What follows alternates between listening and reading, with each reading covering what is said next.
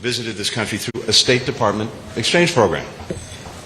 You said that experience showed you, and I quote, the dreams of the American people and the boldness of their ambitions. In your address to our Congress yesterday, you highlighted the boldness of India's own ambitions, the remarkable advances that your country has made in recent years, expanding free medical care, empowering women, harnessing clean energy. The positive impact in the lives of the Indian people is immeasurable, and it will be lasting. And it underscores that these aspirations for a better future are ones that we share, and ones that we depend upon each other to help realize. That's why when President Eisenhower became the first American president to visit India, he told your parliament that the welfare of America is bound up with the welfare of India. Over the past several decades, the United States and India have been advancing the vision of greater interdependence, brought closer by administrations of different parties in both of our countries. Having worked for President Biden for over 20 years, I know that his belief in this partnership is long-standing, and his commitment to delivering on its promise is unwavering. And during the last 2.5 years, we've transformed the relationship between our countries. We are working closer together on more issues than ever before. From semiconductors to space, from education to food security, the energy, ambition, and potential of our cooperation is boundless. The United States and India have become, as the Prime Minister has put it, indispensable partners. And that partnership, President Biden has said, is a defining relationship of the 21st century.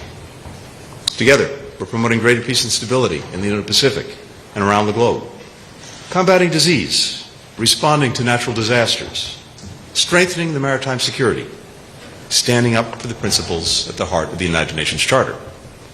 We're working to safeguard our planet for future generations, developing affordable solar panels and sustainable aviation fuels. We're driving opportunity and innovation, from the entrepreneurs powering our economies to the U.S. companies investing in India and vice versa. And the cutting-edge research that we're jointly advancing, from quantum to artificial intelligence, is helping to sustain our technological edge and shaping a digital future that safeguards democratic values. Here in the United States, India is part of our daily lives. We enjoy Jhumpa Lahiri's novels over samosas. We laugh at the comedies of Mindy Kaling. We dance to the beats of Diljit at Coachella. And yes, Mr. Prime Minister, and I can say this from personal experience, we keep ourselves more or less fit and healthy doing yoga.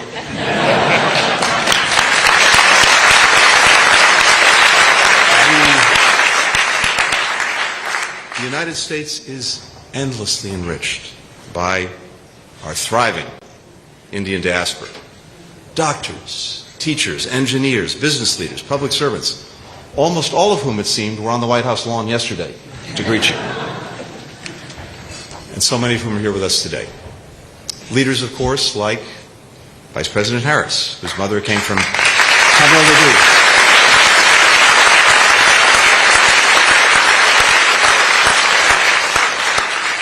Coming here to help unlock the secrets of cancer. Or diplomats right here at the State Department, where a man whose father came to America with just a bus ticket and $14 in his pocket rose to become the first United States Indian American ambassador to India. And today, Richard Rahul Verma serves as the Deputy Secretary of State.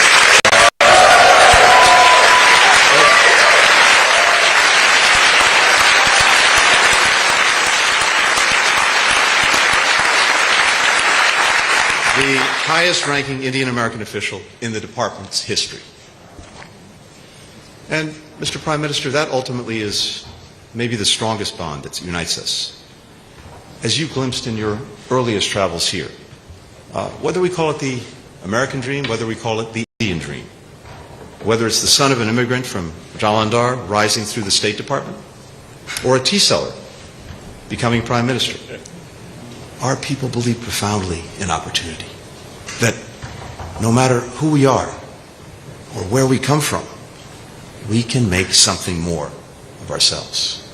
So, please join me in raising a glass to our shared hopes for the future and to the U.S.-India partnership that will help make those hopes a reality. Cheers.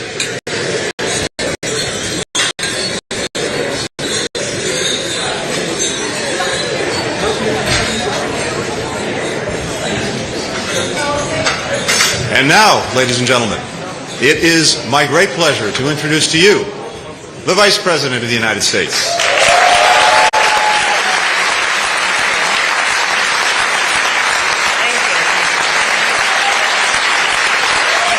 you. Thank you very much. Please have a seat. Thank you. Mr. Secretary, Madam Ryan, thank you for hosting us here yet again. It is the honor of Doug and mine to be with you, honoring the friendship and the importance of the relationship between India and the United States. Prime Minister Modi, we are honored to welcome you. We also welcome the members of the President's Cabinet who are here and all of the members of Congress who are here, including Speaker Emerita Pelosi, Chairman McCall, and Ranking Member Meeks. And welcome to all of our distinguished guests. As I look around this room, I am struck by the extraordinary impact Indian Americans have had on our country in every facet of life. Take, for example, the historic number of members of the United States Congress with Indian heritage. Representatives Ami Bera, if you're here, please stand. Pramila Jayapal, Ro Khanna, Raja Krishnamurthy, and Sri Danda. And they're known as the Samosa Caucus, for those of you who did not know. And around our country, we see the impact of Indian Americans from the C-suites of American companies to neighborhood businesses, from the studios of Hollywood to university research labs across our country. So as many of you know, India is a very important part of my life. When my sister Maya and I were growing up, our mother would take us from the Bay Area to India pretty much every other year. And the purpose of those trips were many, including that we would well understand where she came from, what produced her, so that we could spend time with our grandparents, with my uncle and our chitties, and to really understand the love of good idli. And we traveled to visit my grandparents in what was then called Madras. And I will tell you, my grandfather was one of the most favorite people in my life, truly. We were pen pals, in fact, throughout my childhood. And I was the eldest grandchild. And so, as I'm sure many of you know, culturally, to be the eldest has a certain significance. And so I took full advantage of that status in our family. And my grandfather, of course, convinced me, as he did, I think, every one of his grandchildren, that we were his favorite. Yet, on those visits, I was the only member of our family that my grandfather allowed to join him for his morning routine. You see, by the time that we were going there as children, my grandfather was retired from his career as a civil servant. And his morning routine, every morning, consisted of taking long walks on the beach with his retired buddies. And they, as retired civil servants, would debate the issues of the day. So I would hold my grandfather's hand on these walks and listen intently to him and his friends. And I will tell you, as a young girl, I don't think I fully appreciated the essence and the import of the debates that they would have. But I did clearly understand and do recall stories about the freedom fighters and the nation's founding heroes, and about the independence of India. I remember them talking about the importance of fighting corruption and fighting for equality, regardless of one's belief or caste. Throughout these walks, I recall my grandfather teaching me lessons about not just what it means to have a democracy, but to keep a democracy. And I do believe it is these lessons that I learned at a very young age that first inspired my interest in public service. And I look back now and I do fully realize how much these conversations influenced me and my thinking, and how they have guided me ever since. In fact, it is a large part of who I am today. These lessons I learned from my grandfather, P.V. Gopalan, and from the dedication, determination, and courage of his daughter, my mother, Kamala. And it is that being the reason that I stand before you today as Vice President of the United States.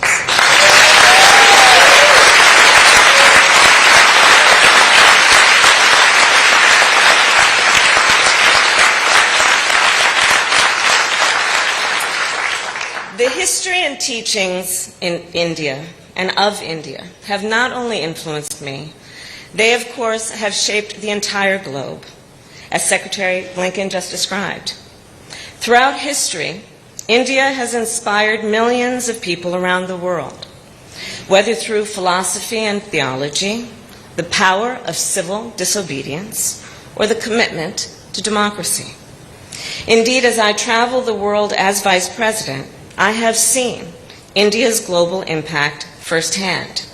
In Southeast Asia, Indian-made vaccines have saved lives and livelihoods.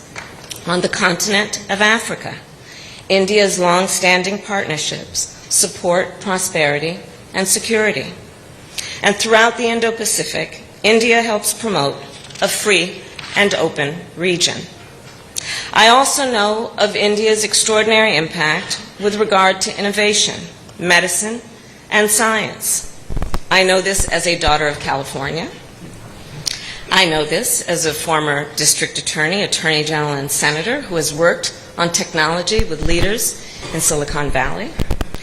And I know this, of course, as a daughter of a scientist. My mother, at the age of 19, arrived in the United States by herself as part of the first wave of Indian students to travel here. She chose UC Berkeley because it was known as being one of the best universities in the world. And growing up, I remember my mother, our mother, spending day and night and weekends in the lab. She always asked the big questions and searched for the answers that would be a clue to improving the condition of life. She understood what was possible, unburdened by what has been. And since then, I think about it in the context of the work she did and her studies that have led to advances in breast cancer research. And I think about it in the context of the millions of Indian students who have come to the United States since to collaborate with American researchers, to solve the challenges of our time, and to reach new frontiers. Indian innovators have made great strides in engineering and computer programming. They've sent a mission to Mars, and they have launched and led technology companies that are global leaders in the areas of autonomous vehicles, robotics, cybersecurity, climate data, and digital finance, all of which can serve to improve the human condition and uplift the people. The point here being, India's global engagement has not only been to the benefit of the people of India, but also to the benefit of the people of the United States and people around the world. So, Mr. Prime Minister, thank you for your role of leadership to help India emerge as a global power in the 21st century. You have helped to reinvigorate the Quad. Your leadership of the G20 is making new strides on climate finance, and you have been a proponent of international institutions and global solutions to global challenges. And as a point of personal privilege, as chair of the National Space Council, I thank you for your leadership in space and for our joint work on an Earth science satellite, which will help us address the climate crisis. And I will also thank you because when you and I first met at the White House, I asked you to join the Artemis Accords, a commitment to the safe and transparent use of space. And today I am happy to report, as you have, that you have joined the Artemis Accords.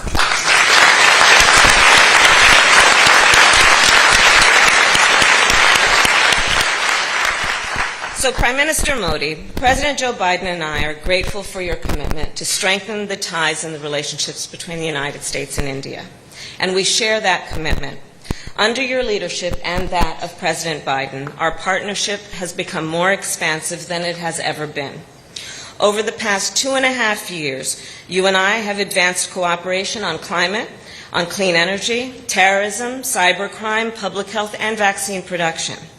And during this trip, our countries have launched new areas of cooperation, from artificial intelligence to semiconductors.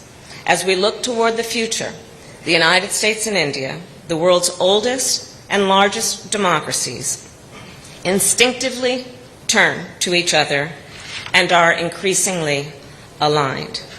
So I will close with this, which is a memory, again, of my grandfather and what he taught me on those long walks. And in particular, what he taught me about the nobility of public service. Prime Minister Modi, you and I have both dedicated our careers to the noble work of public service. And so to everyone here today, I say, it is incumbent on each of us, inside of government and outside of government, to continue the fight for progress and to serve the greater good. So I raise a glass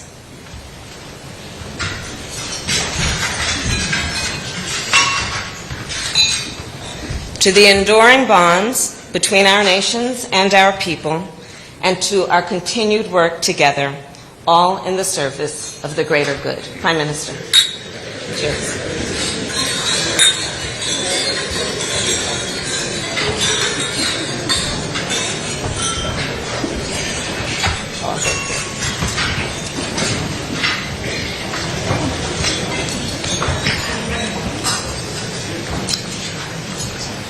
Vice President Kamala Harris, Second Gentleman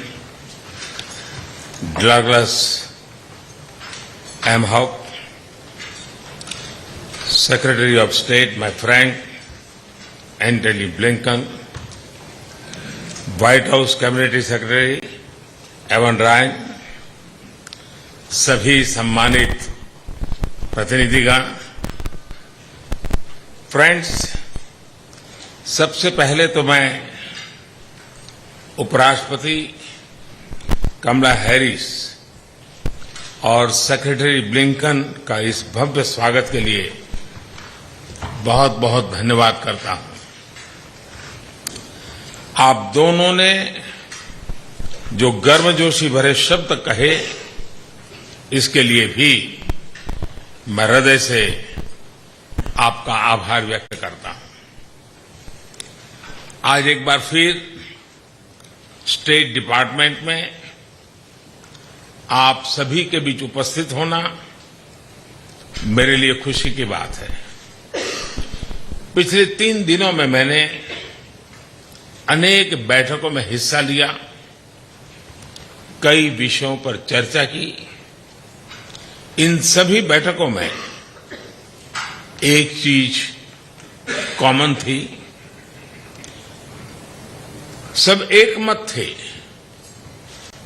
कि भारत और America के लोगों के बीच मित्रता एवं सहयोग और गहरा होना चाहिए। भारत और अमेरिका के संबंधों की मधुर Geetmala people to people ties के सुरों से पिरोई गई है। इन संबंधों का उदाहरण हमें कदम कदम पर देखने को मिलता है। उपराष्ट्रपति कमला हैरिस की माताजी डॉक्टर श्यामला गोपालन 1958 में भारत से अमेरिका आई थी। उस समय अधिकांश लोगों के पास फोन नहीं होता था और इसलिए उनकी माताजी हाथ से लिखकर अपने परिवारजनों को पत्र भेजा करती थी और उन्होंने कभी भी भारत से रत्ती भर नाता टूटने नहीं दिया था।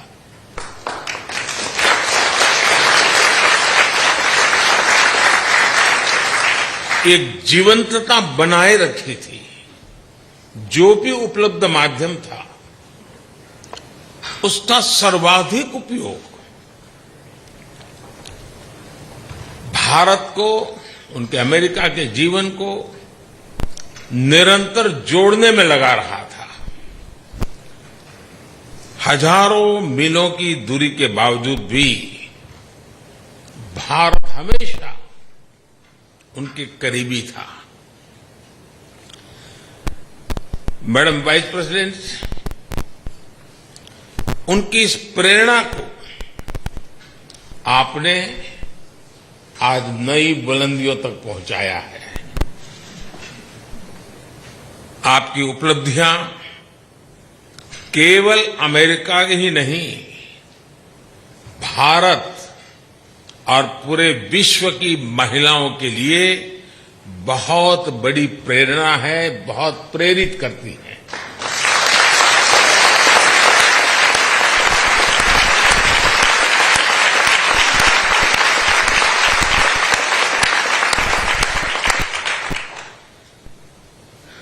सेक्रेटरी ब्लिंकन, जब मैंने प्रारंभ में सूर और गीतमाला जैसे शब्दों का प्रयोग किया तो मेरा एक इशारा आपकी तरफ भी था।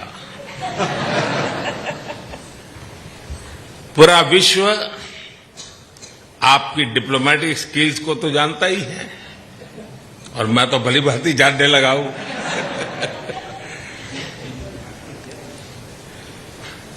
आपके म्यूजिकल टैलेंट के चर्चे भी बहुत है।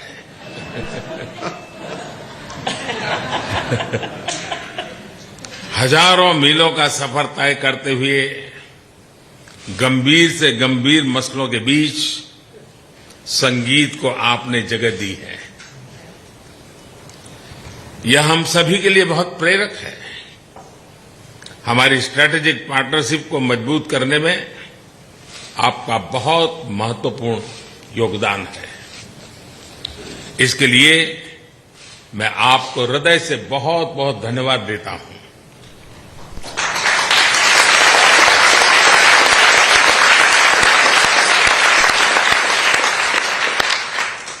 फ्रेंड्स, 2014 में मेरी यात्रा के समय मेरे प्रिय मित्र राष्ट्रपति बाइडेन भी यहां स्टेट डिपार्टमेंट में मेरे साथ थे। उस समय उन्होंने भारत और अमेरिका की साझेदारी को a promise over the horizon बताया था।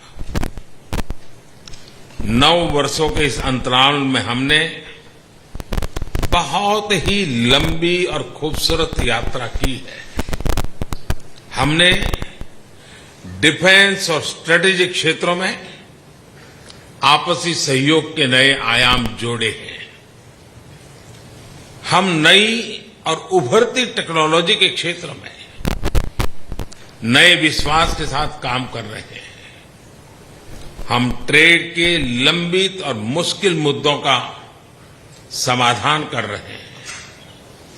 क्वाड और I2U2 जैसे नए फ्रेमवर्क के साथ हम मिलकर के बहुत कुछ प्रगति कर रहे हैं। धरती हो या आकाश, समुद्र की गहराइयां हो या अंतरिक्ष की ऊंचाइयां, भारत अमेरिका एक साथ काम करते दिख रहे हैं। सही मायने में प्रॉमिस ओवर द होराइजन आज तो प्रॉमिस तक सीमित है और न ही होराइजन तक सीमित है।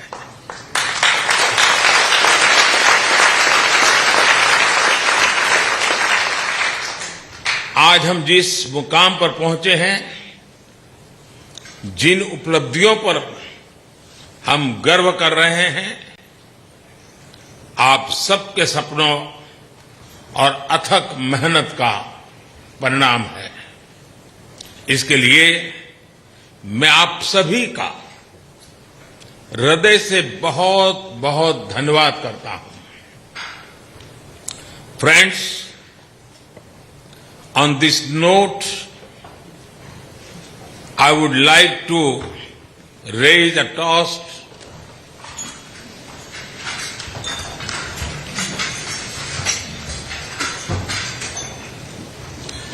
to your good health and well-being,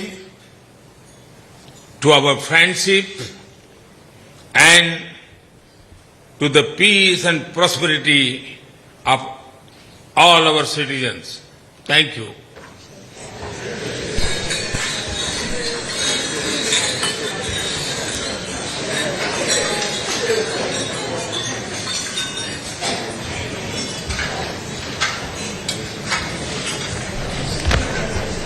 Thank you.